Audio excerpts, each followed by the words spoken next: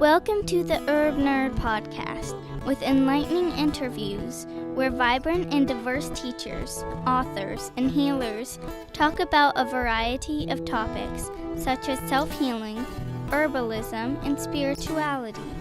And now your guide, my mom, the Herb Nerd. Welcome to the Herb Nerd Podcast. This month, we're going to be talking with Mariscela Alvarez. She is a shamanic practitioner from the Andean mountains in Peru, and she does holistic healing, hypnotherapy, and she is a Reiki practitioner. She's an amazing healer, and I'm really excited to share her with you. Also, I want to give a big thank you to Aquarian Dawn and Shamanic. They both were so kind as to leave reviews on iTunes, so I really want to give a thank you to you for doing that. That always makes my heart flutter to know what you're all thinking about this podcast, and it helps push me on. So I also want to, as a thank you, load another podcast next week with Mariscela and an amazing meditation technique that she will teach you. So that's going to be on the podcast next week, and I'm just giving that as a gift, and so is Mariscela, to all the people who might be interested in shamanic healing and people who need deeper healing. This path has been so incredible for my healing, and we both want to share it with you as a thank you. So there you go. We're going to go straight into the podcast today because it's an extra long one, and I hope you enjoy it. So let me know what you think and leave a review, or find me on Facebook or on my website at theherbnerdpodcast.com. I hope you like it. It's a real treat.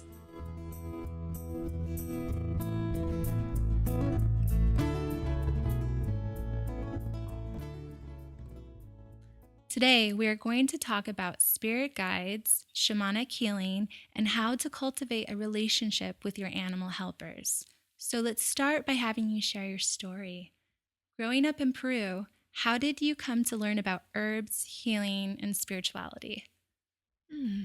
I like that question because it takes me back to my time with my grandmother. I think from the moment I have awareness of my surroundings, she was always there present for me. And I consider her a medicine woman. She knew a lot about herbs, about the soul, about the non-ordinary reality that we can also call a spiritual realm. And I remember as a child, she was already doing soul retrieval. And without having the name or the knowledge that that's what was happening until I came here and I studied with different teachers, then I knew that that's exactly what she was doing. And I don't think she had an idea that it was that. It's just that in our Andean tradition, there are different rituals that are passed from generation to the other. So they just continue doing that kind of healing. And my grandmother really was the one that I was the closest as I was growing up, and I saw her like my greatest teacher.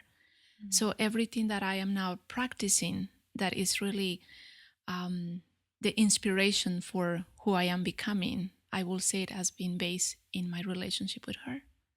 That's so beautiful. Mm-hmm. There was a post a few months ago on the Community of Herb Nerds Facebook community page, and I had a picture of plantain, and you said that, oh, I know that plant. I used to work with it. Was it with your grandmother? My grandmother, because in Peru that plant is called llanten, and it grows everywhere, but of course they're very bigger than here, and it's mainly used to clear any wounds and to avoid any infection, but also to close the wounds very quickly. And it can also be it could also be brewed as a tea, so right. People can take it for some internal discomfort. There is so much, but we had that growing in the backyard, and my grandmother will always use it. So it got really imprinted in my mind. That's what is that for? Yeah. That's so great. I love that. Do you have any other recollections of working with herbs with your grandmother, or different healing experiences that you shared with her? Oh, many. Just for example, something that we always have at home, and probably many families here, is that for a stomach ache, one of the best remedies is what is the name of this vegetable that we put on chicken soups? Vegetable, is it It's parsley? but it's similar, but it's long. What could it be? Leeks? The next one, no leeks. the other- Onion? the mind was blank. What is the name in Espanol? Apio. Celery. Celery. Yes. Oh, yes. Yes. So you make tea out of the leaves of celery, and it's a wonderful digestive system helper. But if you already are with a stomach ache, just make it a little, maybe stronger, and drink that. Is wonderful. So just things like that. Oh, that's so nice. Yeah. You had this relationship with your grandmother, which kind of nurtured a healing spirit within yourself. Yes. You're just starting to bud. And so then you mentioned that you took classes or you worked with other practitioners. What happened next? Well, I think also a little bit more about my experience in my country, because since I was a very small child, my mother will take me to these big gatherings in the highlands, because I was born in a little town in the highland of Peru. And over there, I will see a lot of traditions. For example, I will go there I think it was during the month of February, where there is a big festival that everybody honors, especially in the highland, especially people who raise cattle, because it's the time to mark their cattle, the time to do ceremonies for the land that we call Pachamama, give different gifts. So they has in the late, or in the energy of Aini or reciprocity, Mother Earth gives us back what we need, with a plenty and abundance of food and all of that. So I will participate in those things just as an observant, because I was a child. But I remember at night, we all will gather together after a big time of eating, drinking, dancing, and everybody will sit in circle, and they will throw the coca leaves, and they will read, how is going to be next year's harvesting. Oh, that's so cool. Like the Japanese teacup readings, but with the coca leaves. But with the coca leaves, and that is something that I've just noticed being a child, but they will talk extensively, like a telling a story. Right. And now that I go back to my country twice a year, sometimes more, coca leaves is a tradition that has been there for hundreds of years, especially the medicine people. They do that to find out about themselves, to find out about other people, if they're working with other people, maybe to read more in depth where is the illness or the discomfort coming from. So reading the coca leaf. So cool and so interesting. Yeah, yes, I remember those two. Then moving on, I left my country when I was, 22 years. So I've been living here for 30 already. So now you know how young I am. So coming here, always having that curiosity about the unseen. I took my first classes to do past life regressions. And it was just like going to see what is that about, never really thinking that I will be doing something with that kind of knowledge later. Right. And then I got involved in more groups and doing my own work, bringing myself back to really start loving myself for who I am and working on my low self-esteem. So I had the opportunity to work with different kinds of therapies. And that, I think that is your best exposure, when you know the therapies work at a deep level. And then sometimes we were triggering that, I would like to facilitate that too. So what, I don't take a class here and there. So that is how it developed until I met my teachers. I've been studying with many. But there is a point where after you gather so much information, it's time to go inwardly and to really become your own teacher. Right? Because they said we all always have that knowledge. It is innate in us. So all the other knowledges from the different places, they're just starting activating our own connection with what is true. So I think that is where I am right now. But still, I sometimes find new teachers that can bring me closer, especially to my tradition or to more things that people are bringing now out to the world that are really very effective. Yeah. What have you learned and observed through your practice in shamanic healing, and when did you know that this indeed was your path? I think what I observed, as I just mentioned a few minutes ago, it started with me first. How much those alternative ways of healing had an effect on my own healing. And basically realizing that I'm going to go a little beyond of what healing is, but realizing that we are whole in every single moment. And it's just our perhaps confused perception that makes us believe that we are separate from the great creative force. Therefore, in that moment of separation, we start identifying with the environment of the outside more than what is really inside and what is the truth. And of course, if we don't deal with that state of separation, we become perhaps ill or different things that are not really for our highest good, but at the same time, somehow they are, because it's part of the lessons we're choosing. So I have learned to really have a lot of respect in the whole. And medicine, regular traditional medicine, it has its space and its time. I cannot just say no, everything is about alternative healing and that's all I'm doing, because that it is not wouldn't be really correct to say. So everything has its place. But about the different healing techniques, what I've really noticed, and I know many of your listeners will agree with me, is that we are a system, a being that is component by different systems. So we have the physical, mental, the emotional, and the spiritual.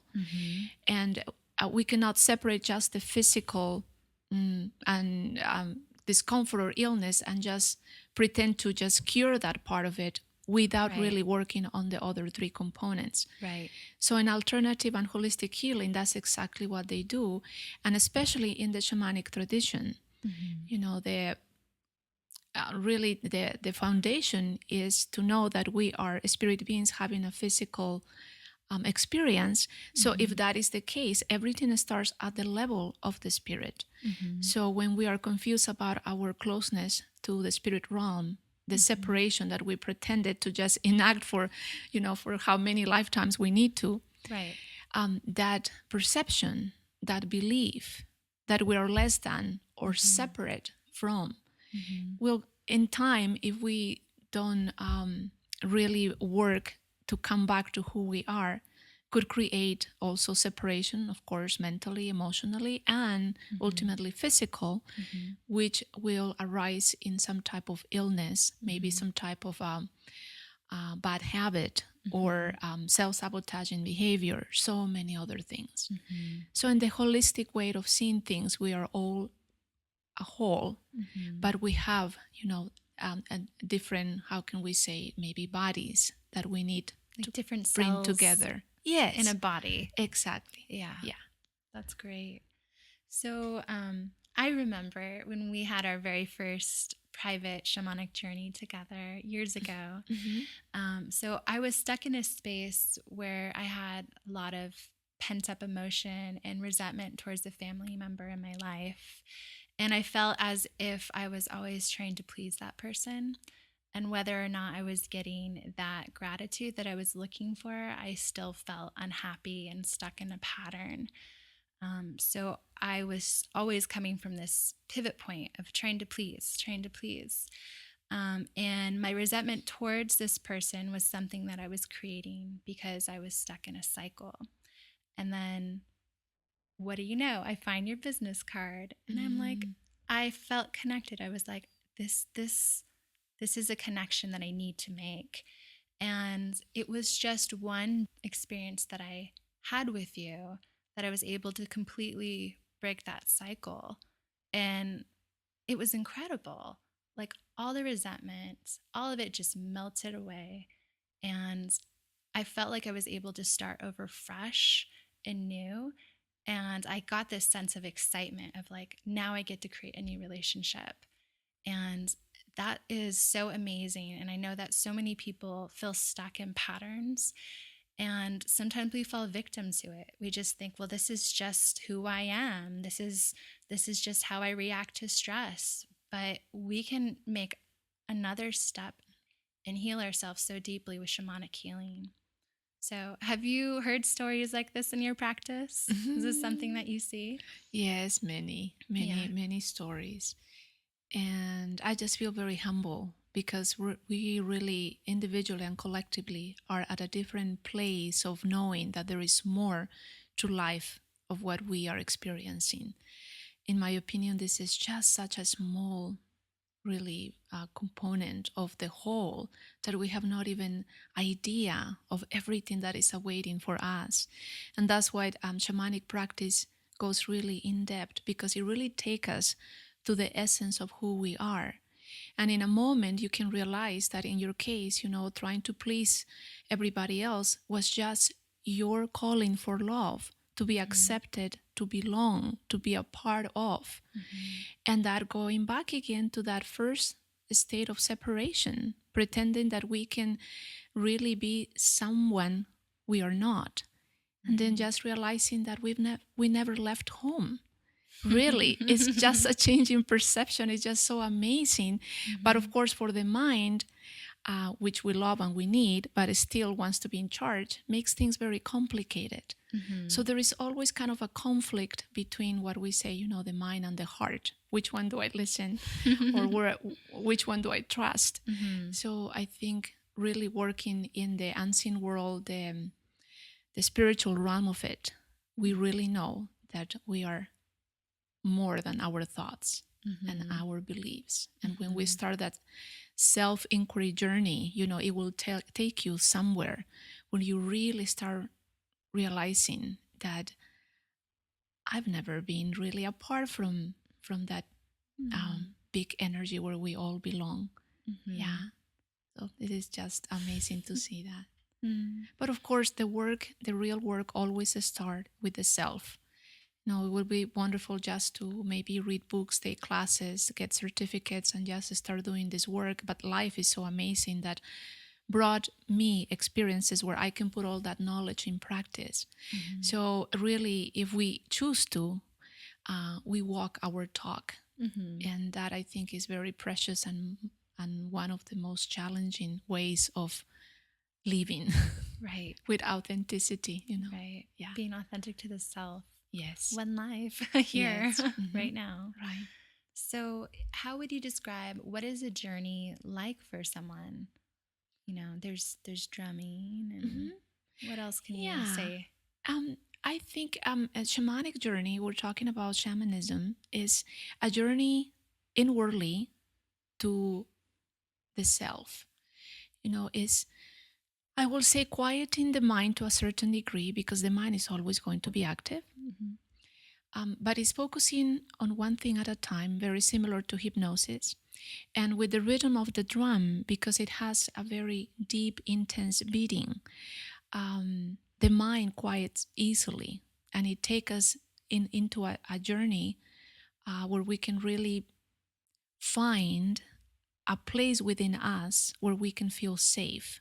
Safe to have our experience, but at the same time is raising our vibration to a place where we can really either go to understand a part of us, or to resolve a problem, or to just be at peace, or to feel who we are, the essence of who we are, maybe to connect with the spirit realm. There are so many different ways why we do those shamanic journeys. But for example, we cannot pretend to make any changes, at the level of energy where we were when we created the problem. And I think Albert Einstein said something that comes from him.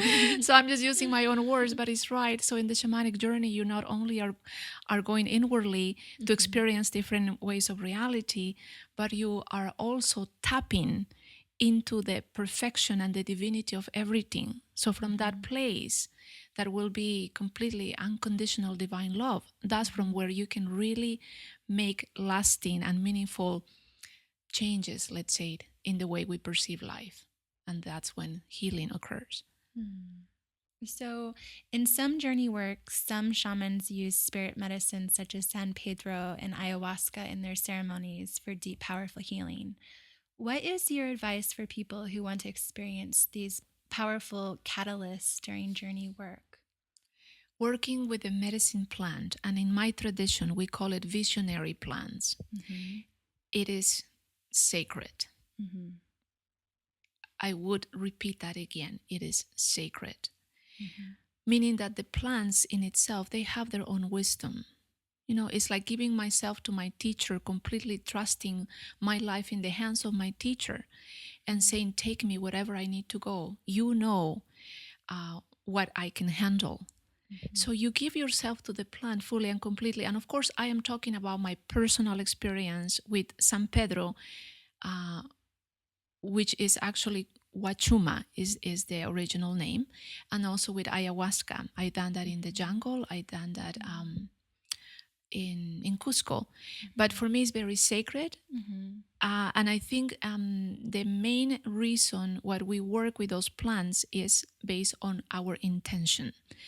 What do we intend to receive from the plant, and also to have responsibility with the information or the vision or the healing that you receive from the plants. It's not just going into the journey. To me, the most important part is, what do you do with what you receive after you come back from your journey? That's, to me, when the real work starts. Because the plant will take you. Just the moment you allow that plant in your body, it will take you. But what do you do with that?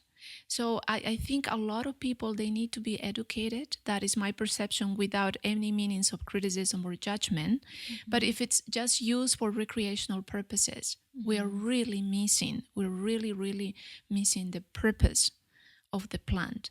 I've seen amazing things. I've heard really wonderful things, how the plants especially can heal physical illness, like a schizophrenia, or women who couldn't conceive babies, even cancer, or different things that it will be almost incredible to accept as real. But it's very true. But it's also the big component of helping us see that we are more than this physical body. Traveling freely to different dimensions of existence, going back in time to the first time when we were conceived, even longer, to other lifetimes, or even projecting into the future, being in the space. But it's always to learn more about the self. It is to really learn more of who we are, and losing any kind of fear for the unknown, because I think a lot of the answers that we're seeking, it's really in the unknown. So working with plants, again, is very sacred. It should be done with highly a state of responsibility, and also find the teachers who are really going to take you in a journey that is for your highest good. And always, this is my personal opinion, do it in a sacred circle with meaning, purpose, and responsibility. If you do that, the plant will become your best ally, perhaps. Also realizing that taking visionary plants is not the only way, is what we choose. Being very clear about that. Some people might not choose to do that. And that's perfect. You just being in a state of meditation, contemplation, being in gratitude every day, just loving yourself and showing that love and sharing love with everybody else. That in itself is a journey. So the plant, it's all a journey, right? It's all a journey. So the plants are just here perhaps to speed up the process, to let us see other things that we want to experience, but and of course for the healing purposes. So that is what I have to share. Such good tidbits of wisdom. So are there any herbs that are maybe not so intense, more along the lines of relaxing herbs that can help when you're doing a journey, like maybe lavender? Or do you find that certain teas can be help people who can be a little bit too cerebral about their experience, like question, am I really seeing this? Am I really hearing? Like, well, I think you probably are the expert in herbs. I am not too much. But what I would like to add to what you just said, because it's extremely important, is that perception, that belief, that outcome that we want to get, or because in my case, talking about shamanism, but also hypnosis, because in my sessions I combine both. It is important sometimes to give the information to people who come to work with me, or probably other practitioners in your audience might have experienced this, that there is a lot of misconception about maybe being in a state of meditation or in a higher state of awareness. So, for example, when we are in a hypnosis session or a shamanic session,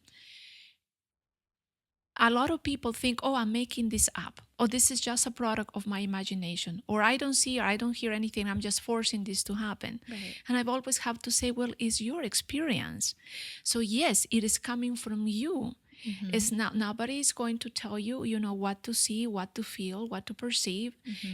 It's not like a movie that you're watching outside of your own mind. Everything is about you. So let go of thinking, pretending, or self-examining you too much, and just trust that what it comes to you, really what the important part is the message, the feeling, what is created there. And also when we are in session, as I said a few minutes ago, our state of awareness, it's more sensitive. Because many people close their eyes, they focus on their breathing, they start relaxing.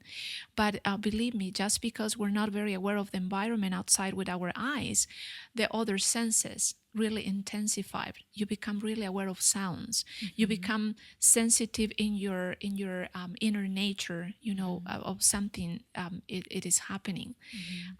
So it is kind of like being consciously and subconsciously aware of what you're experiencing in that moment. So it is good for people to realize that everything is perfect, and there is no reason to negate or no reason to judge any parts of the experience, whether it makes sense in that moment or not. It will bring a very big piece of your self-discovery. It was very hard for me in the beginning because I questioned everything and I couldn't see so well. And what I've found is that through doing more and more of them, it just becomes easier. Have you noticed that? Yes, constantly. Yeah. And the reason, in my opinion, is because the mind is very busy trying to make sense out of everything. And if it doesn't have a point of reference from the past, this is something new, we've never done that, or what is this is not real, it's going to start disregarding all of those things. And of course, it creates a busy mind, the monkey mind, and you want to make sense out of everything. And I think it has its place because the logical mind is wonderful. It creates a state of protection, a state of awareness, but it could also cancel a lot of very good information just because it doesn't comprehend and it doesn't want to accept it. So for you, with practice, you start trusting, the spiritual part of the experience more than what your mind is saying, until you find a place where the both, mind and heart can work together, because it's my honest opinion to bring both to work together. Not to disregard the mind, not to try to kill the ego. Everything has its place. It's just to work with the whole in harmony. Because, everything is done with love and respect. And when we use that for whatever action we take, in my opinion, there is no way that we can create a mistake. Everything has a purpose and has a reason. Yeah. Whether the mind accepts it or not. Yes. Sometimes it takes a while for the mind to catch on. Oh. So can you describe what is a spirit guide and what are animal helpers? I don't know. Are they the same? Are they different?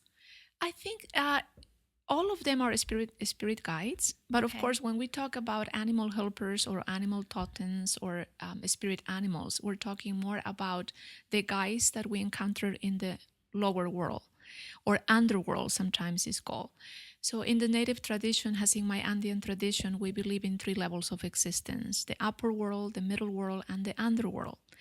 In the native tradition, we can journey to both worlds. because that's where we get the answers, and that's where we get the support of the spiritual realm. So in the upper world, you can get a guide who perhaps is one of your ancestors. It's an angelic being or one of the great masters ever known in human history. It could also be somebody who has now transitioned into the spiritual realm, that you have a very special or very unique connection while they were here in the middle world having their human experience. It could be that. So when you go to the underworld, is specifically to find your animal ally, your power animal. Now, again, my personal truth is this, and some people might agree, some people might not, but this is my truth based on my own experience. Any kind of a spirit guide you encounter, that you call, that you feel the connection with it, it is an extension of your own essence. It is there to reflect back to you your own light, your own perfection and divinity. So if we receive an animal and that is here to, let's put an example, maybe is wolf. The medicine of the wolf is immense, and it would not be fair for me to describe what is the medicine of the wolf, because it depends on each person how they relate to that animal, Just like dreams, right? Exactly. So for me, the wolf might show up for me, to teach me perhaps softness and vigilance. For somebody else might be courage and strength. For others might be protection and what else can we be, like higher vision or something. So it's very personal, very personal. And when I connect with that animal, if that animal comes here to teach me, let's say, courage, it simply means that I already have the seed of courage within me. It is part of who I am. But perhaps now that animal that is presenting itself like outside of me, I am perceiving it in different ways, either where I see it clearly in my mind's eye with my feelings, or just a knowing, or it comes to me in a dream or in a reading, something, but that medicine of that animal is there to really reflect back to me what is already in myself. It's not bringing anything from outside. Maybe the difference is that right now, even though I know courage is part of who I am, but I'm not using it yet because I don't know how, or being afraid is stronger right now than being courageous. So the animal can very well come to us to help us activate more of that energy that is kind of like dormant still within us. Right. Or maybe to let us know that you are in your path of becoming this courageous person, and I am here to guide you. Right. So it is simply just the extension of your true self that you can perceive as a guide. I like that. Yeah, because then it is all about yourself. It is all about you being the master of your life. It is nothing from outside. It's really you, and it happens to every one of us. I think that way of seeing, especially the alternative holistic modalities, is very empowering, because I ultimately I am my own healer, because I am also the creator of any illnesses, right? That I might suffer, whether I know it or not, but I have the power to transform that and to transcend that.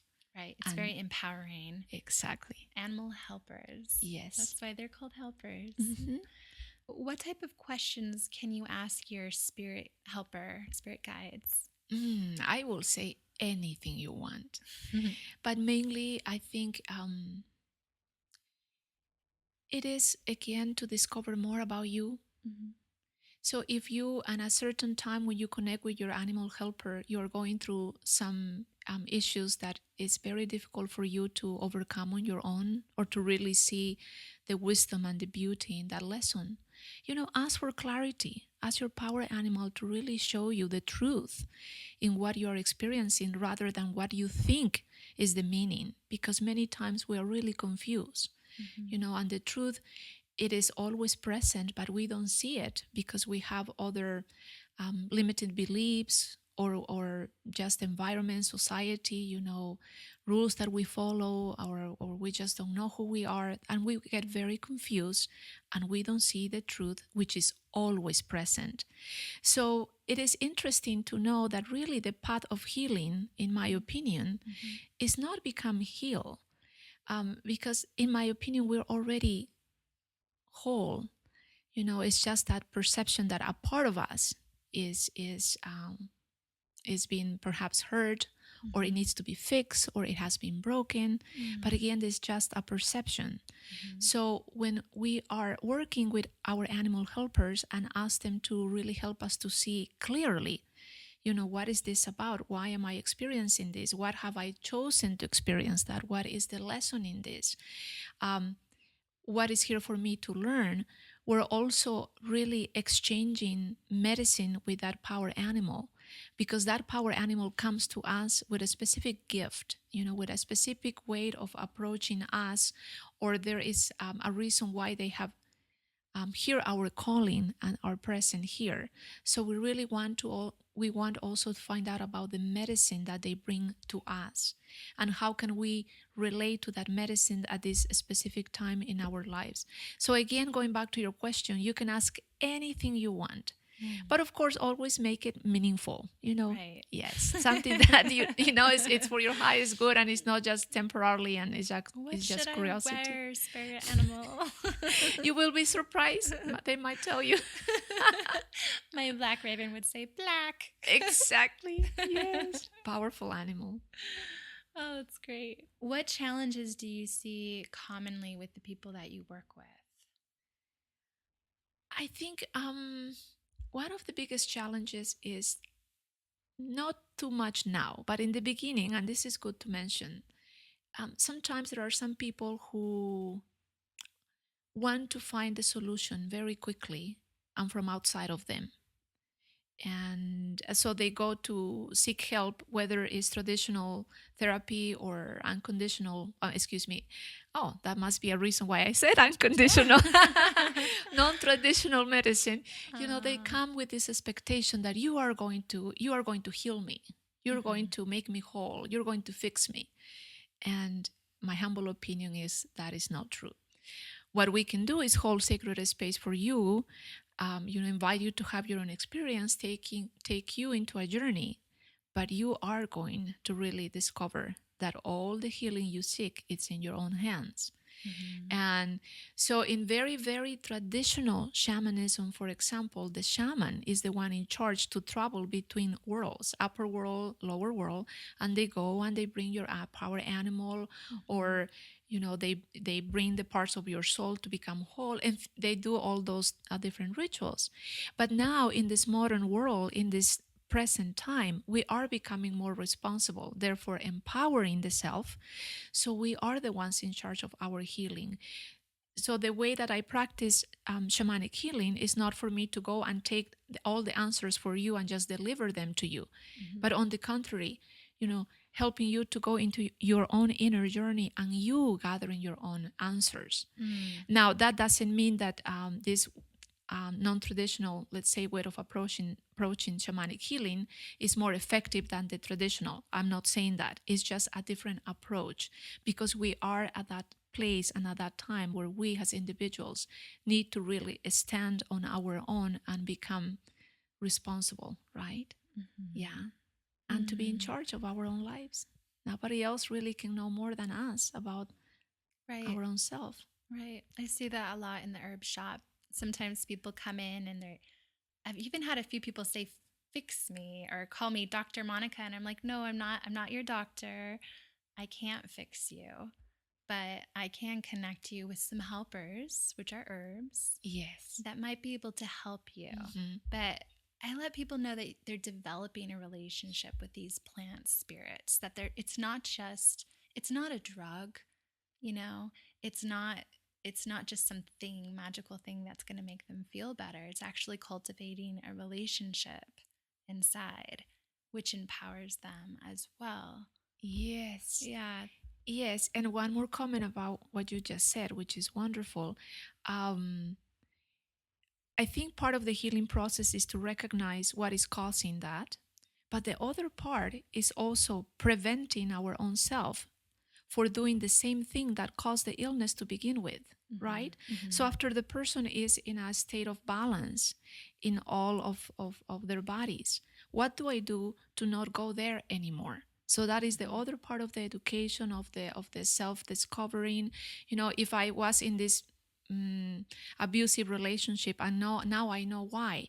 Well, what do I do with my own energy now that I don't attract a similar relationship in the future?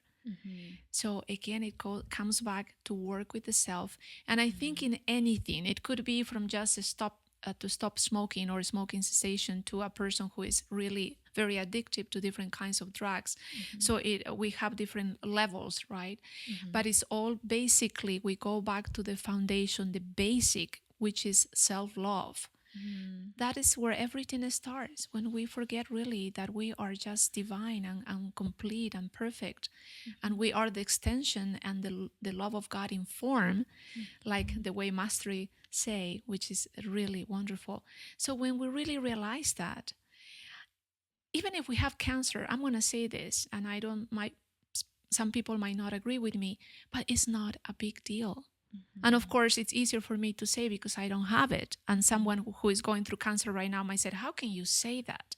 But really, we all have our own experiences. Mine might not be cancer, but I had other things that were creating perhaps emotional cancer at some point that I was able to really overcome, because again, loving myself is what is more important. And I think for me, the purpose of being here, besides being the extension of the love of God, is to fall in love with myself like I've never done before, right? So romantic. That sounds good and romantic. I'm going to give myself a hug. Exactly. Oh, so would you say that you're cultivating a relationship with spirit guides, and you do that? Do you do that in the morning too, or not just at challenging times? Is it that you see that certain animal in this middle world that you feel like called, or what would you say to that? Interesting. Yes. Because the only way to work with the power of the animals is not when you do a shamanic journey. Okay. Very well, you can encounter an animal in the middle world right there in your life, like animal that perhaps you don't see too much. I usually put a lot of attention into that because there is medicine there. Like one day in my closet, I found a scorpion. Ooh. Yeah, and I'm thinking, we live in the forest, but it's not very common to see that. And right there in my closet where my clothes are, so I went to look for my book, what's the meaning? Because I was just going to work and it was faster for me to look it up. But it was something about put attention to your dreams. Or something like that specific moment. So I did that. So it is good to sit with that, not necessarily looking for a book for the meaning, but if you have time, just go inwardly and just sit with that energy of that animal. It probably has a message for you that is exactly very empowering for what you're experiencing in that moment. Yeah, and just trust.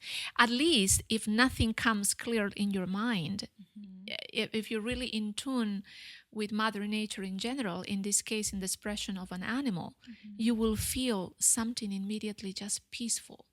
And of course, dreams are extremely important, very, very important. Oh, right. Yes. And I had actually a friend of mine who is a very wise woman and I admire a lot. She gave me a little piece of information that helped me to put my dreams or to make sense out of my dreams, which is in the shamanism and way of seeing life through the eyes of the shaman, let's say. And please know that I don't consider myself a shaman. I am a shamanic practitioner or a shamanic healing practitioner. But in the way of the shaman, there is always very, very deep medicine that needs to be done in the self. It's kind of like restructuring yourself. But when that happens, parts of you have to die, have to let go. We have to say goodbye for the new one to come. So in that process, sometimes it's really like the phoenix,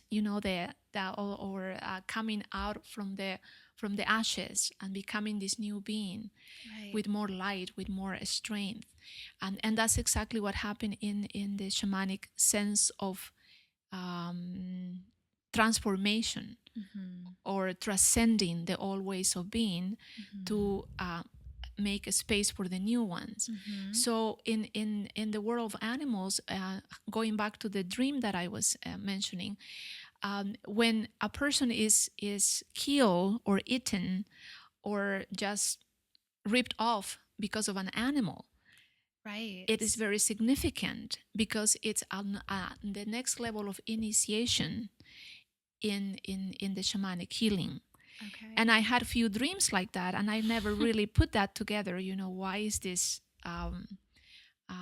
puma ripping off my arm? Why is this beard on top of my head ready to to eat me? And transformation, exactly. right? So it's that transformation. So it is very significant to put attention to how the animal comes to you, but really sit silently and find your own answer. Nobody else will have that for you. What is the message and the meaning? So why would you say that this work is so meaningful to you?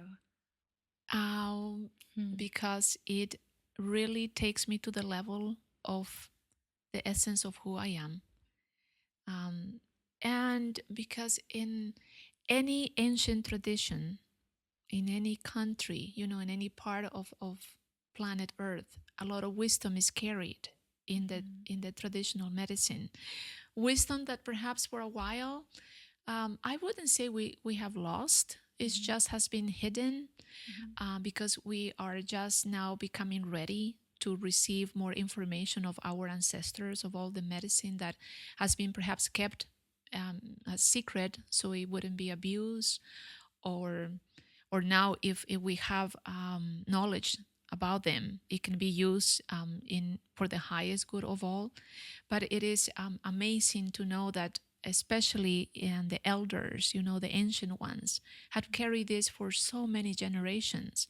And if we talk a little bit about my Andean tradition, there is so many legends that are based on true stories, but they become a little like a fantasy because that is the way to carry the story.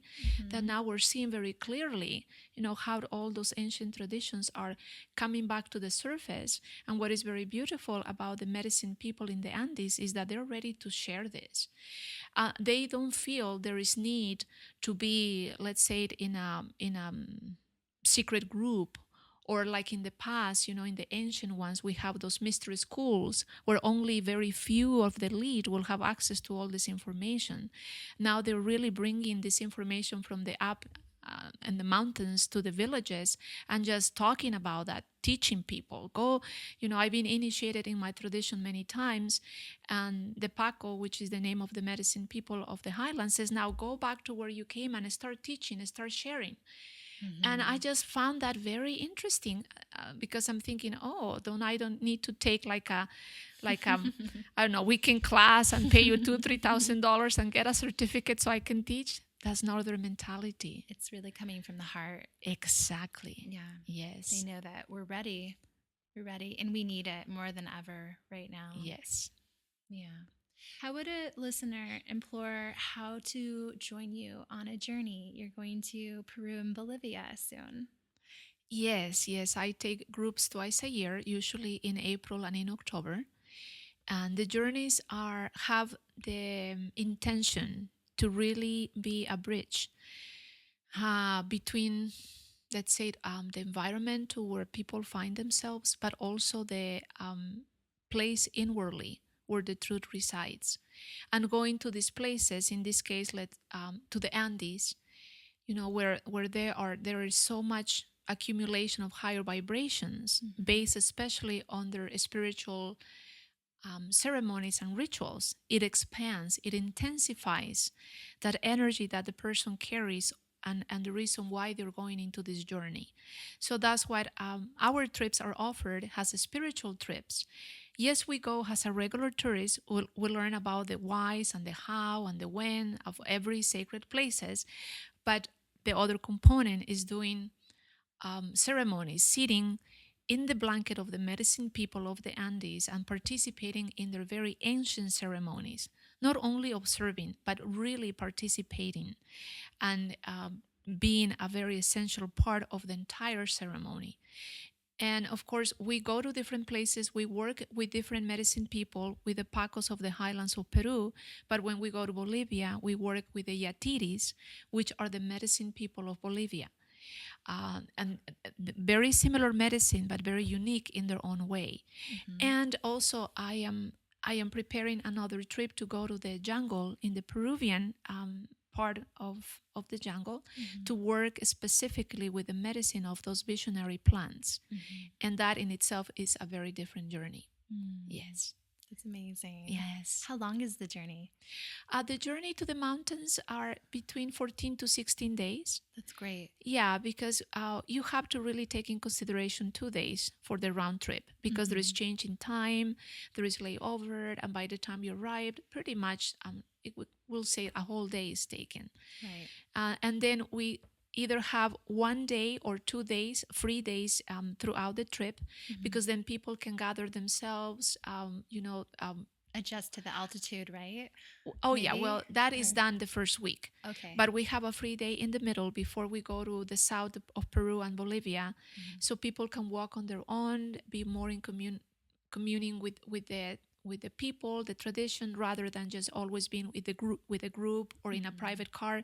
They can just take off and do their shopping, get a great massage, take their clothes to the laundry, whatever they want. And it's always good to have those free days so they can gather their energy and prepare either for the other portion of the journey or to come home. Wow, that's amazing. How would people find you? You have a website? Yes, the information about the trips are in my website, and it's www.f as in free, y as in your, and then the word spirit, spirit.com, and that's short for free your spirit. So it's fyspirit.com. And there is my information how to contact me via email or phone number, or may I give it right now? You can. Yeah, so they can contact me at 530-863-0003, or send me an email to M as in Mariscela, A as in Alvarez, at fyspirit.com, and I will be happy to assist you with whatever you want for your dream trip. Going to Peru and Bolivia, many people said, oh, it's in my bucket list, but I want something a little different. So we customize those trips for them, because in the regular program, let's say, as an example, the Inca Trail is not offered. But if you, for example, you're very young, you're active, you're probably adventurous, you would like to do the Inca Trail, either if it's for 4 days or 2 days, and we can add that probably at the beginning or at the end of the regular program. Let's say some people, even though we advertise the trips as a spiritual, and everything in my opinion is spiritual, but some people might not want to be sitting for 3-4 hours to do ceremony, and they might say, oh, I would like to see something else. Right. Well, I'll just adjust that for them, customize their program. So there are parts where they're always with the group, but some other parts that they want to experience on their own, it is available too. So it's a very easy going trip, and we really become a family, because for either 14 or 16 days, you are with the same people every day. So we have 2 orientation meetings before we embark on the trip, so people know exactly what to bring, what to expect, what is the money exchange, what is the electric converters, what are the books that I suggest for them to read, what are the clothing to bring, or medicine if they take any, what is the weather, how are the streets, what do people expect from you, all of those logistics. Right. And then in another meeting, we talk about the spiritual part of it. What are the ceremonies about? How you can really be a part of the ceremony without just being an observer, but really taking a part of it, and how significant it is to the trip as the family we are, but also individually to every single person. So people go really very well prepared, but still I said, let go of any expectations, because let's be realistic, we are traveling to third world countries. So it is not the same like being here at home, but it's very unique and very, for the lack of another word, very special. So if you're really in tune with what is your purpose and what is your intention to go to those sacred places, you will get what you went for and even more. And one more thing about the trips, this is more about every individual. Things and changes happen because in those places, I'm not just talking about the Andes, in any powerful places throughout the planet, those energies intensified whatever we're bringing. Okay. So if we are going, perhaps many people, especially women, going on my different trips, I think I'm in April, it's my 8th trip. So I've been doing this for a while. I see people who said, wow, I just want to go there because I am about to make a big changes in my life, but I'm still very doubtful and afraid. I don't know, but I feel that this trip is going to help me to have clarity and to have the courage to follow my dreams. And they come back and there is no doubt. They know. Some people might have an expectation, going on that trip, this is what is going to happen. And actually the opposite happens. A lot of things that are kind of like in the shadow start coming up to the surface because they're ready to work on them. And it might feel like, oh no, why am I feeling this way? I'm not supposed to feel this way. It is perfect the way you feel. Right. Because you have given exactly the medicine you're ready to receive.